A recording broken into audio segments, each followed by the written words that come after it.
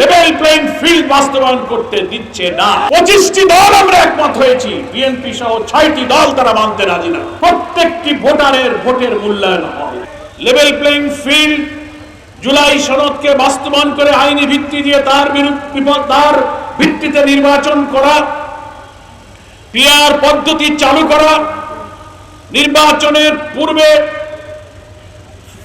ফ্যাসিবাদের দোষর ঘৃণ্য অপরাধীদের বিচার নিশ্চিত করা, লেভেল প্লেইং ফিল্ডকে নিশ্চিত করা, এই সব দাবি বাস্তবায়নের পথে আমরা দেখছি রহস্যজনকভাবে একটি প্রভাবশালী শক্তি সরকারের উপরে জোর খাটিয়ে লেভেল প্লেইং ফিল্ড বাস্তবায়ন করতে দিচ্ছে না। দৃশ্যত মনে হয় সরকার কোন চাপের মুখে যেন দুর্বল হয়ে মাথা নত করেছে।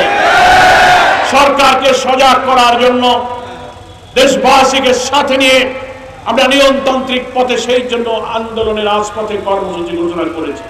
জুলাই ডিক্লারেশনের নামে যে জুলাই ঘোষণা তিনি দিয়েছিলেন, সেখানে তিনি অঙ্গীকার করেছিলেন বিদ্যমান রাষ্ট্র ব্যবস্থার দুর্নীতিগ্রস্ত দলীয়করণের ধ্বংসপ্রাপ্ত সমস্ত প্রতিষ্ঠান অর্গানগুলোকে নতুন করে সংস্কার করা হবে। আমরা সেই সংস্কার কাজে সরকারকে সাহায্য করছি, কিন্তু এখন দেখতে পাচ্ছি সেই সংস্কারের জন্য ঐক্যমত্য কমিশনের প্রচেষ্টার সামনে একটি দুঃখজনক অন্তরা এবং বাধার সৃষ্টি করা হচ্ছে।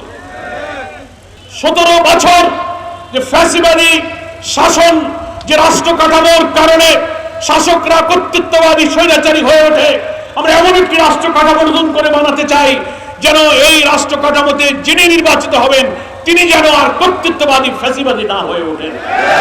এই জন্য আমরা বলেছি কোন প্রধানমন্ত্রী 2 বারের বেশি প্রধানমন্ত্রী থাকতে পারবেন না। আমরা বলেছি রাষ্ট্রপতি প্রধানমন্ত্রীর মধ্যে ক্ষমতার ভারসাম্য রাখতে হবে। সাংবিধানিক যত পদ, কনস্টিটিউশনাল পোস্ট, গুরুত্বপূর্ণ জায়গাগুলোতে প্রধানমন্ত্রীর ইচ্ছা ছাড়া আগে নিয়োগ দেওয়া যেত না। দুর্নীতি দমন commission, PSC, public service commission, অনেক কনস্টিটিউশনাল পোস্ট আছে। আমরা বলেছি তারপর প্রধান বিচারপতি, অ্যাপিলেট ডিভিশনের বিচারপতি নিয়োগ, কোনো কিছুই প্রধানমন্ত্রীর ইচ্ছা ছাড়া রাষ্ট্রপতির এগুলো নিয়োগ দেওয়ার কোনো সুযোগ ছিল না। এই করেই কিন্তু একটা দেশের সরকার প্রধান কর্তৃত্ববাদী হয়ে ওঠে। সেই কারণে আমরা বলি এটা রিফর্ম করতে হবে, এটার জন্য সেপারেট অ্যাপয়েন্টিং অথরিটি করতে হবে।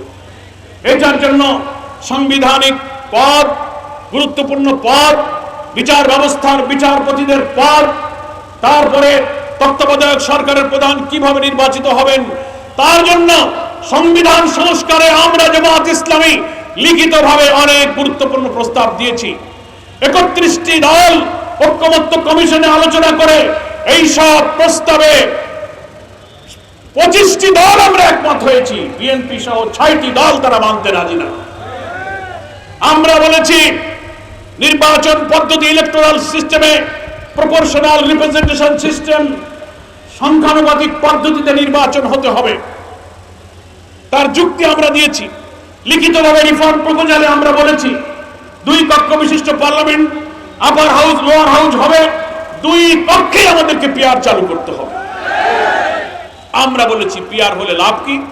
পিআর হলে লাভ হলো প্রত্যেকটি ভোটারের ভোটের মূল্যায়ন হবে। এই ভোটে কোনো ব্যক্তিকে মানুষ ভোট দেবে না, দলকে ভোট দেবে। দলের আদর্শ, দলের চরিত্র, দলের ম্যানিফেস্টো, তারা কেমন বাংলাদেশ বানাতে চায় সেই আদর্শ দেখে ভোটাররা যে দলকে পছন্দ করে সেই দলকে আগে ভোট দেবে।